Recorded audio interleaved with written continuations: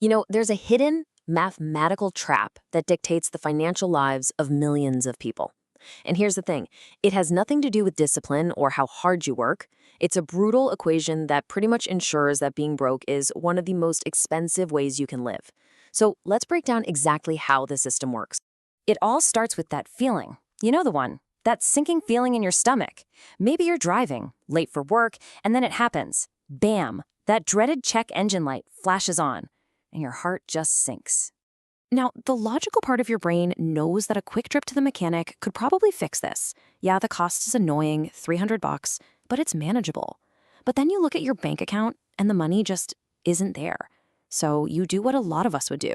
You ignore it, you turn up the radio, and just hope for the best. And then, a couple of months later, that hope, it runs out.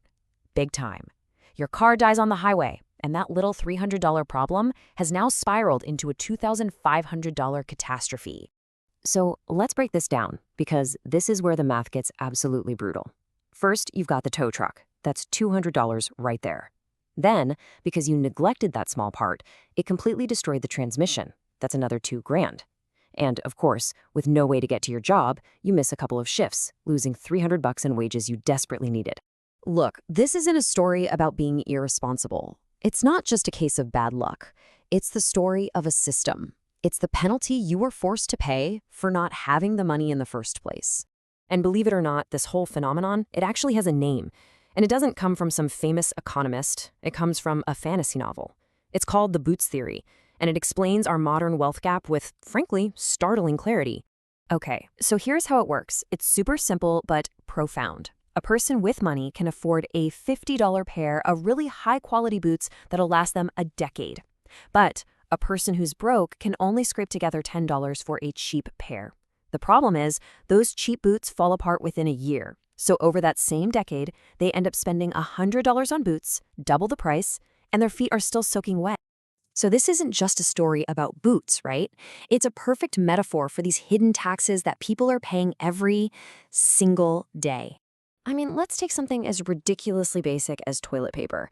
If you have the cash to go to a bulk store, you're paying about 50 cents a roll. But if you're living paycheck to paycheck, you're forced to buy just a few rolls at a time from the corner store, where the price is triple. And this isn't just about toilet paper, you guys. This penalty applies to almost every single non-perishable good you can think of. What this means is, when you're broke, your own personal inflation rate is fundamentally higher than it is for everyone else. But okay, buying in bulk is one thing. Where the penalties get really dark is when we look at the financial system itself. Because this is where the trap, well, it stops being passive and becomes an active predator.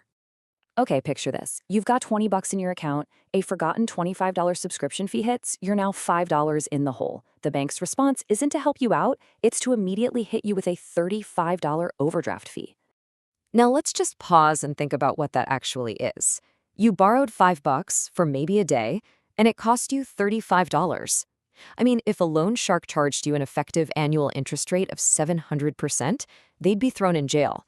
But when a bank does it, it's just policy. And that right there, that's the whole game in a nutshell. It's a massive wealth transfer from the bottom to the top, just disguised as a simple service fee. One group earns passive income from their money. The other group pays for the privilege of being in debt. Okay, let's take this a step further. How does this trap work when it comes to the big stuff? The things you absolutely need to function in our society, like, say, a car. Man, the cycle here is just, it's vicious. You need a car for your job, but your credit isn't great. So you're forced to go to a predatory dealer who sells you a $4,000 car for $8,000. Then they finance it at an insane 24% interest rate. By the time you're done, you've paid $15,000 for a $4,000 car that, let's be honest, will probably break down before you even pay it off. You see, you're not just paying for the car. You're paying what they call a risk premium because, hey, the system says you're a risk. And the only way to stop being a risk is to have more money, which you can't save because you're stuck paying these insane risk premiums. It's a perfect circle. So yeah, the system is rigged.